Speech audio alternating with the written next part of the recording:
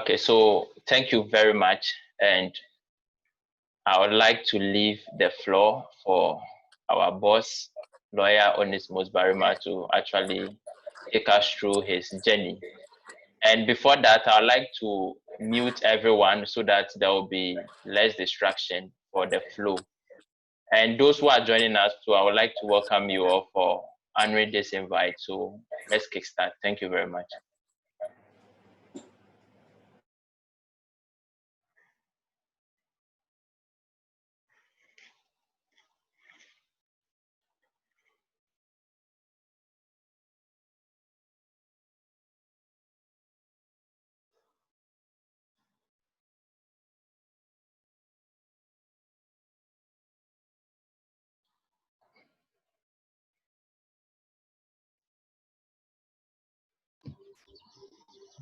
Hello, lawyer.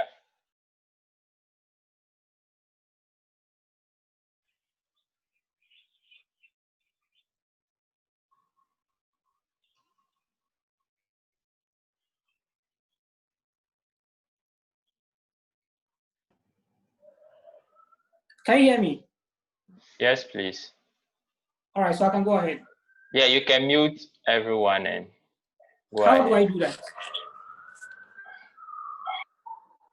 Okay, I'm coming. All right.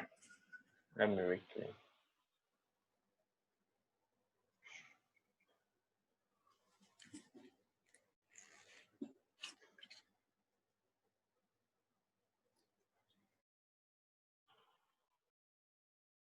So can you unmute yourself so that you start? All right, I've unmuted myself. Okay, so I'm also...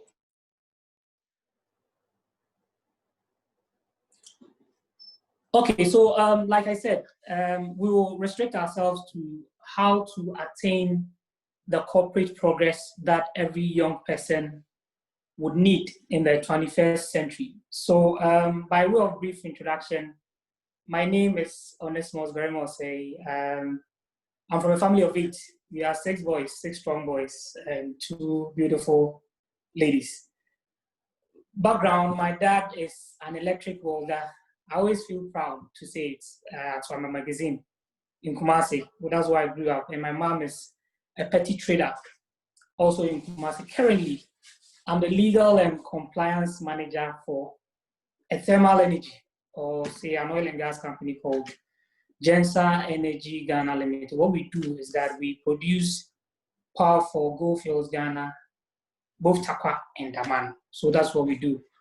In terms of my corporate life, after law school in 2014, I joined a law firm called Kulendi at Law. For those of you who have been following, our boss was recently called to the bench as a Supreme Court judge. And then I worked in Kulendi at Law for, say, 2 years before I joined Gensa as a junior associate and rose through the ranks, was made a functional head, and I'm now the legal and compliance manager. So for today's topic, we'll restrict ourselves to things that we need to consider as a young person in the corporate journey. We'll also consider what are the things that we envisage to be our challenges throughout our progress in the corporate field. We look at lessons learned and also the way forward. In my earlier talks, I made a summary of the 3 stages in life.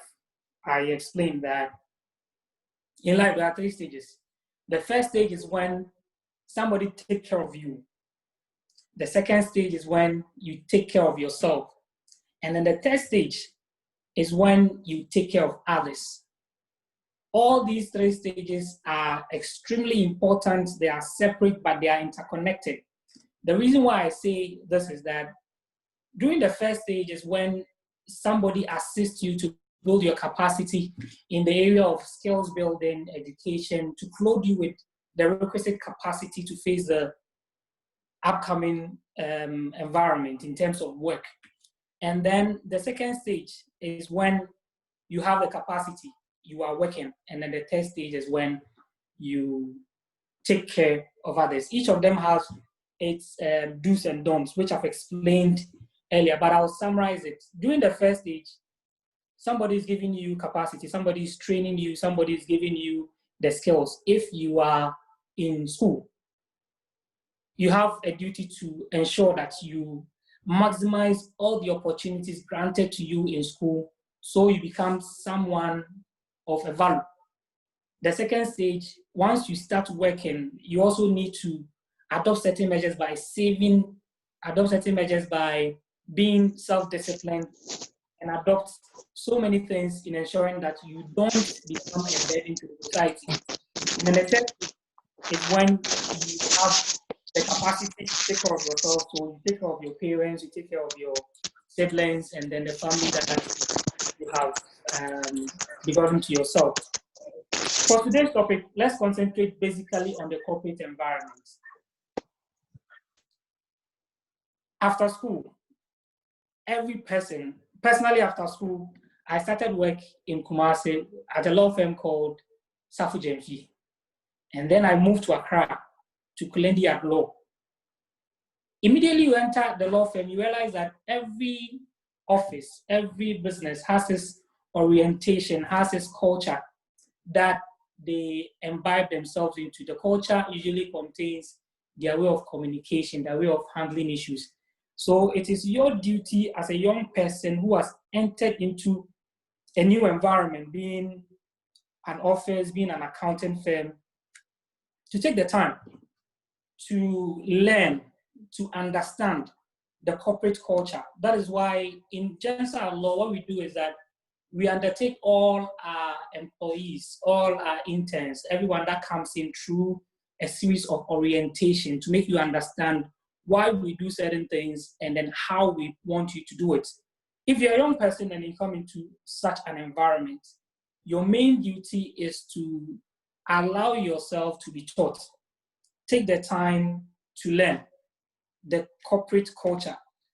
It's always not right to immediately you enter into a place, try to be an agent of change. You have to first of all learn how, why. There's always an anthropology. There's always a reasoning behind why companies have adopted some orientation, some culture. They may have tried and tested it for over a period of time before adopting a certain style. So as a young person, you have to learn. You have to allow yourself to be taught. You all have to ask the necessary questions as to why we do things the other way. But the first major principle for every young person is to respect every person you meet in an environment, in a corporate environment. I'll give you two personal examples. When you go to Kulendi at Law, there's a guy called Gilbert, Gilly, that's what we call him. Gilly has worked with the man for over 12 years. When I met Gilly in 2014, Gilly was a clerk there. But Gilly taught me about 60 to 70% of all the things I know in Kulendi, including filing documents, including how to even process certain documents. So the lesson is that in terms of the corporate structure, Gilbert is at the base. Don't just restrict yourself respecting the CEO and your colleagues, leaving people who are behind. The first lesson, the cleaner to the CEO, accord each person with the maximum respect.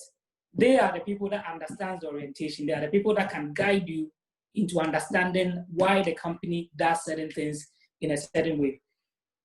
Also, when I moved to GENSA, I worked in Kulendi for 2 years and then came to GENSA. There was a legal associate called Vera.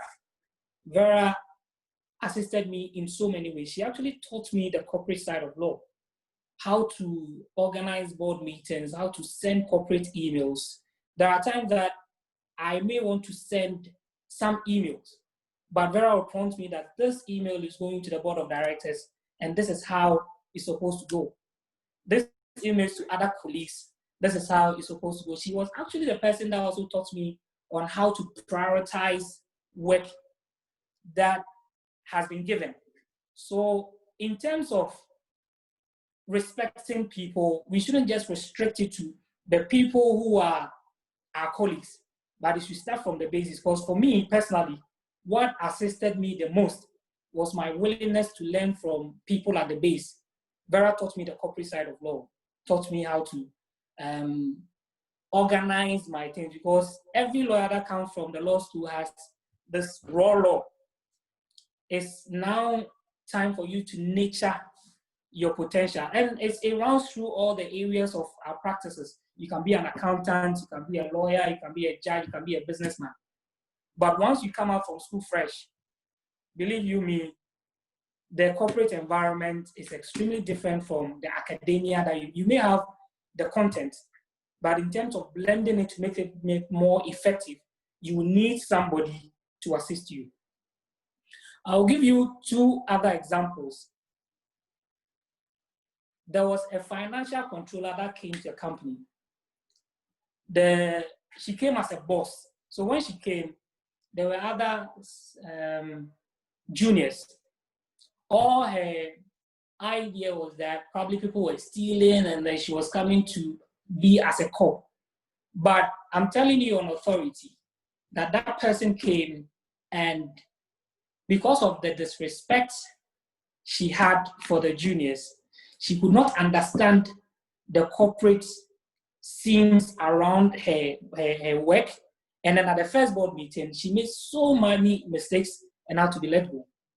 So the lesson that I learned from her and then from the subordinates is that had she, at the beginning, allowed herself to be mentored, had she, at the beginning, allowed herself to be taught, if she had humbled herself enough to come on the same level with the people that she met, they could have guided her that going for board meetings, you need to proofread. And let me tell you this on authority. Before I send even my board meetings, the minutes, and everything that I have done for the previous board meetings, I'm the company secretary as well, so I do a lot of corporate things for my company. I make sure that at least about 3 of my juniors proofread. After they have done all the proofreading, I take another time to read it again. And it will interest you to know that if you give work to about 3-4 people to review, when they bring the work back, all of them will track different changes which the second person didn't see from the first and the third person didn't see from the second. So it's always good to revert to your people and not feel that bossy boss, because I've always maintained that if you are a boss to your colleagues and not a colleague to your colleagues, you end up failing. That aside, the problem that most of the young people face, which I always try to guide, is that once you enter into a corporate arena, because you are a junior, every senior wants to offload some level of work to you. It is your duty as the junior to prioritize and plan your work. That is key. If you don't plan and prioritize your work, I give you work, Dennis will come and give you work. Dennis will come and give you work. Dennis gives you timeline. Dennis, I've given you this work on Monday. I need to file something on Wednesday. Give it to me by Tuesday evening. Before you realize, Onesimus also comes. Please draft this for me. I need it by, say, Tuesday evening. If you are not careful, at a point, you'll be overwhelmed. You'll not be productive. And a lot of people will see you as ineffective because you could not plan your work. So what I do and what I advise people to do is that every morning before you start off your work, get a notepad like this. A small notepad like this. 1, I need to send an email to my CEO. 2, HR has sent a contract that I need to review. 3, the side people, there's a disciplinary committee that I need to work on. 4, there are board minutes. So out of the 4, I know that this is the things that I need to do for the day. Once I have that prioritized, then I come to the decision making. Who is my direct boss? Who makes the decisions? How do I, there's nothing wrong if NS gives you work, Onesimus comes to give you work and you say, oh, Onesimus, please, NS has given me this work. He says I should submit it by Tuesday evening. If you are amenable, is it okay if I submit it on Wednesday? So the person becomes aware. He may think that you are just spewing excuses. So prioritizing your work, jotting down your work, and ensuring that you communicate your inability to work. One thing that we also have to ensure as a young person in a corporate environment is your ability to pay attention to details. If I give you work, I expect that you add value to the work I give you.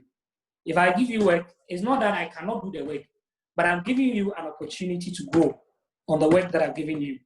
So I give you work one, you come just as I gave you the work, you presented it without any addition.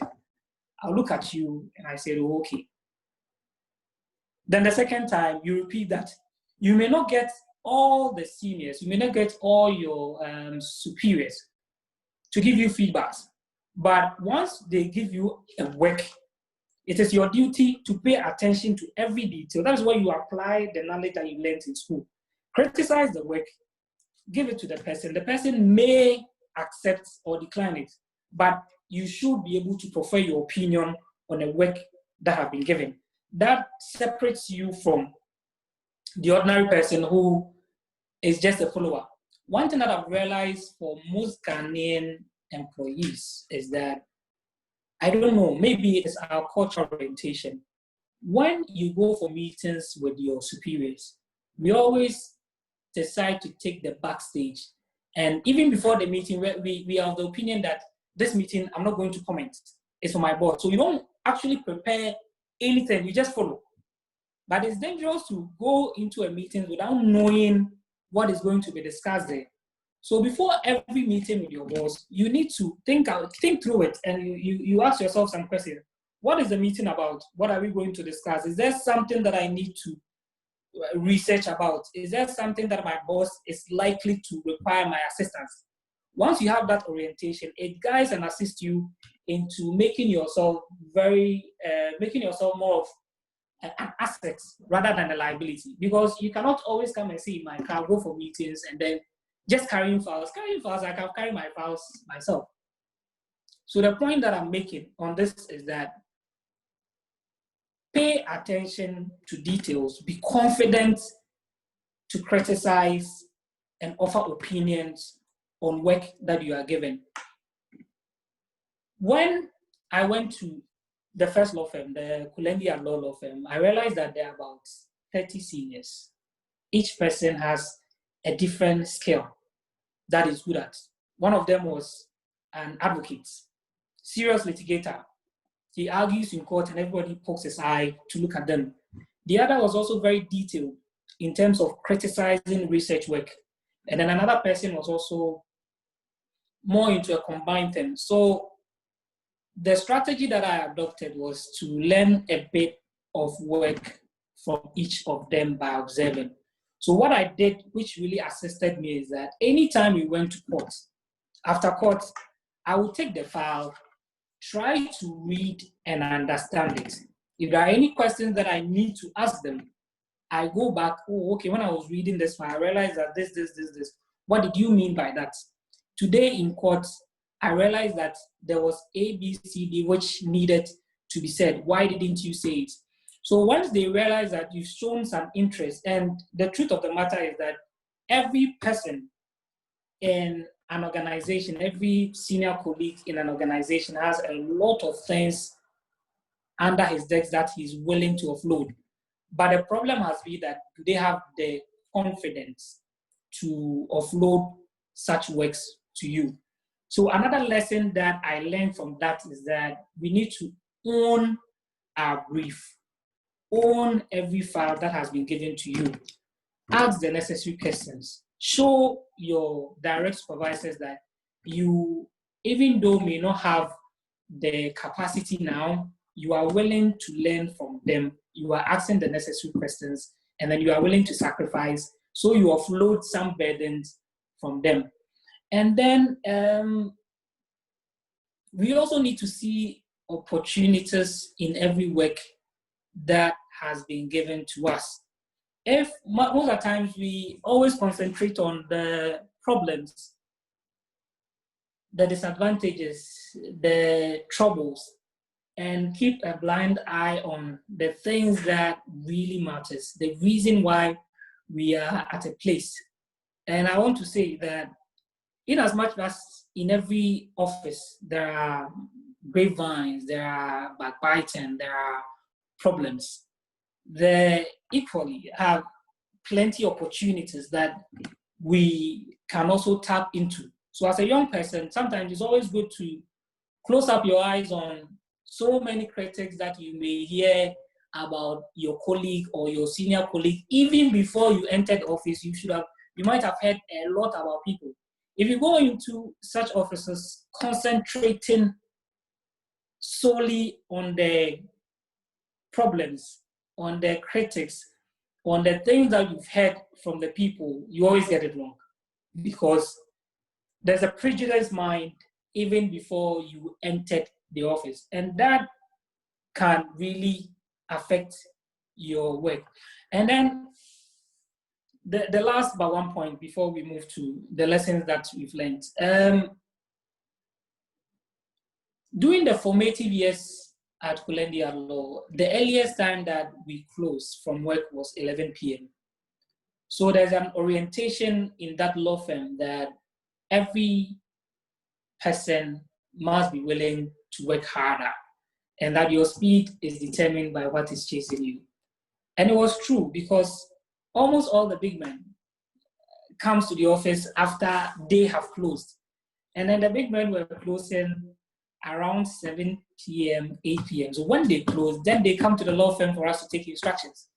So that was how come we were staying late. But those days, those periods were the building blocks of our foundation. It really assisted us. It really prepared us for the job ahead. And I must say that even though it was stressful, sometimes it was a bit scary traveling from work to the house. Imagine closing around 11 p.m. or 11:30 or 12 p.m. and then coming all the way from airport to Abuba or Ashoman. It was scary, but it was worth it. And then we'll come to the lessons that I've learned throughout the process. The first lesson is that whenever you have the opportunity to improve yourself, you have to academically. So when I moved from Kulengi to Jensa, I just had a law degree and then a call to the bar certificate. But I realized that the oil and gas and then the energy industry is a fast-growing industry, and that unless you become an asset, it changes. And before you realize, a better person will come and you'll be deemed redundant. So I enrolled to the University of Ghana for a master's program in oil and gas law. And I was shuffling between work and then school, because after work, 5:30, the lecture was from 5:30 to 8:30. So after work, then I rushed to school. After work, then I rushed. It was for a period of 2 years, but I must say it was worth it. And then I also realized that there was a course in negotiation arbitration in oil and gas industry in London. I enrolled. There was a course also in private public project management, contracts, and then PPA. I also enrolled in it. So now as I sit here, I don't just have the LLB, I have a master's in oil and gas, and then also certificates in arbitration, and then also for private-public partnership. So the first lesson is that if you fail to improve yourself, the industry will bypass you, and then you'll be deemed redundant, and no person would want a liability rather than an asset. So the little opportunity that you get to improve yourself as a young person, going all for it and make the best of choices.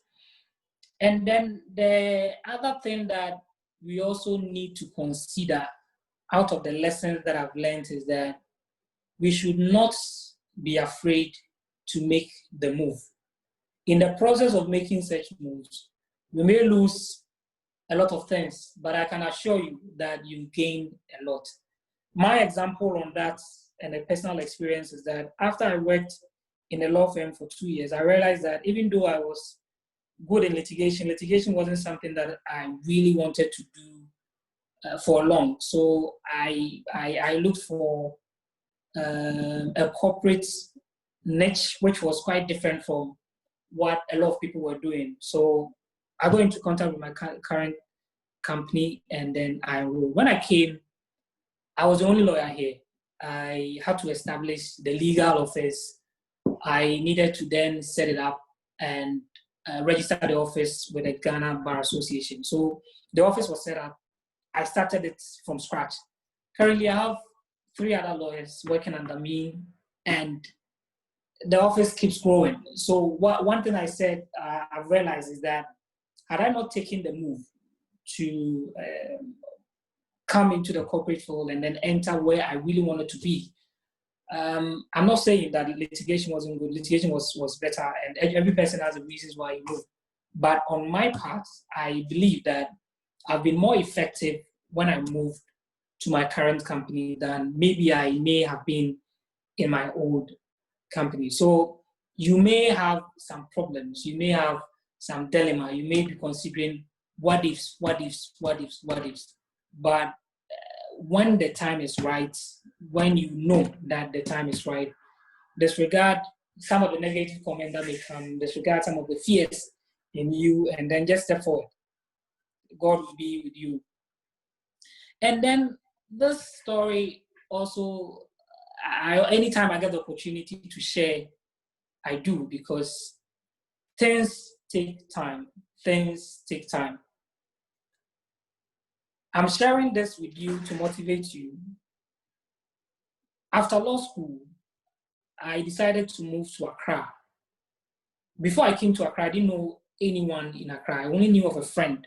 So when I had the call from the law firm that I went for an interview, I've passed the interview, and that I should start with, I called this friend who told me that I can come pitch.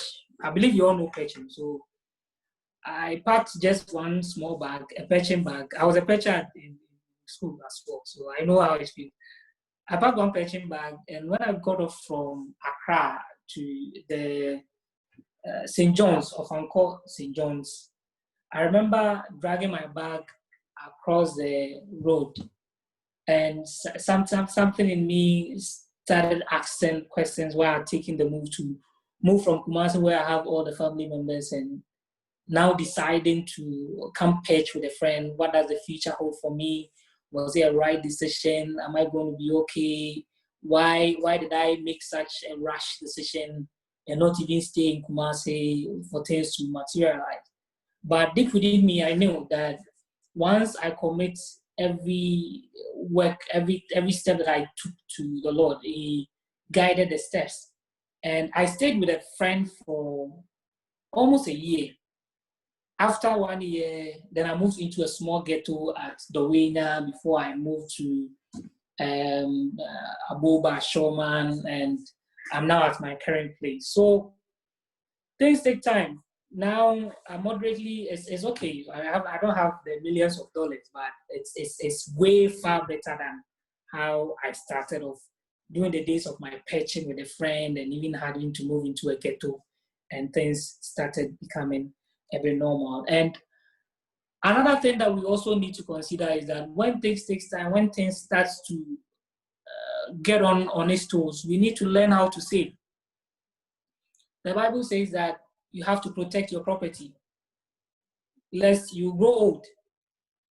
By the time you grow old, all your strength will fail you, and you cannot work again. So once you start working, what has assisted me, or what has always helped me, is that I always keep 2 separate accounts. The problem that we also face as young people is that we keep our monthly allowances or monthly pay in just one account. So every time we see the accounts, we think we have money. But in actual fact, we don't have money. It's just our money, our annual or our monthly pay, which we always see in our bank account. So you need to separate it, create an investment, create a savings account, and then calculate an estimated expenses for the month. When you take those estimated expenses out, try to divest everything into the investment savings account and never to touch it until it is an extreme emergency. And once we save money too, we also need to take calculated risk investments. There have been a whole lot of investment scams, scamming people here and there. If you save money and then you don't take calculated investments, you end up dashing your hard-earned money to people.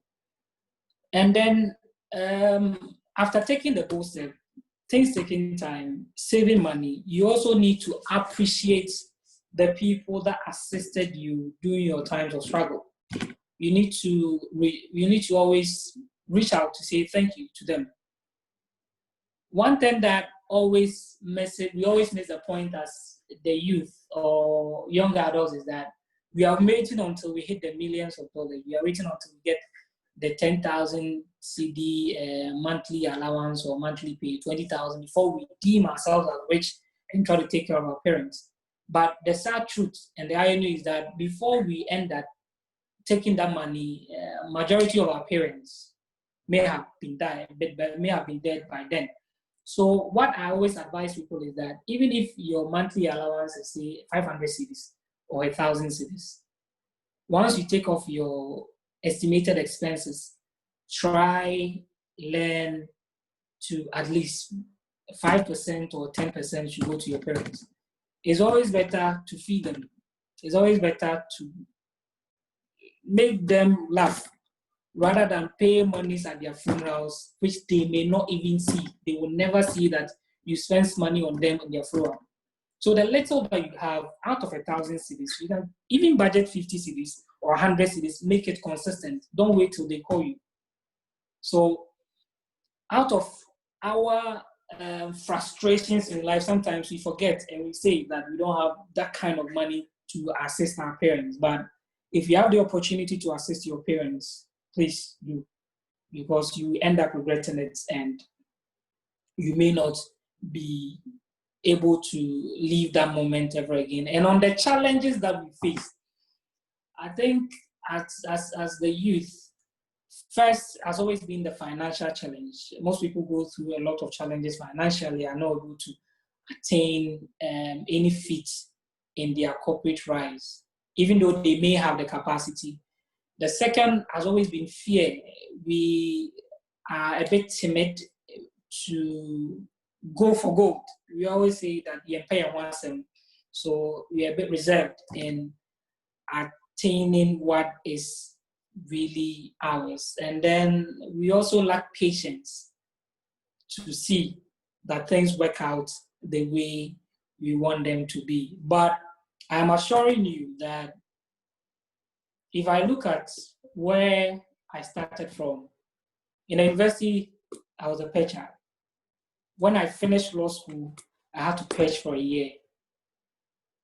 Even during the times of working, it wasn't that easy. And the grace of God has been abundant for me to attain this feat, even though I know that these are just the first phase of life, which greater things will come our way. I believe that the grace that has led us all here, that grace will surely take us far.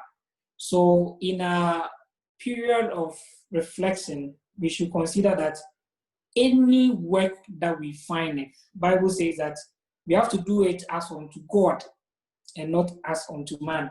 And that the culture that we build in our formative stage lives with us till we die.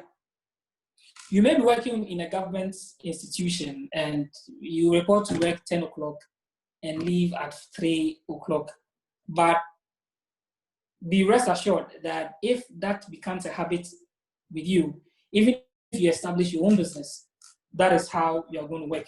So it's a problem of attitude, it's a problem of perseverance, it's a problem of hard work. I believe that the good Lord should bless us all and give us the strength to move on. Thank you all for your time. Oh, this is wonderful. And I would like to say thank you very much for your time, and we are about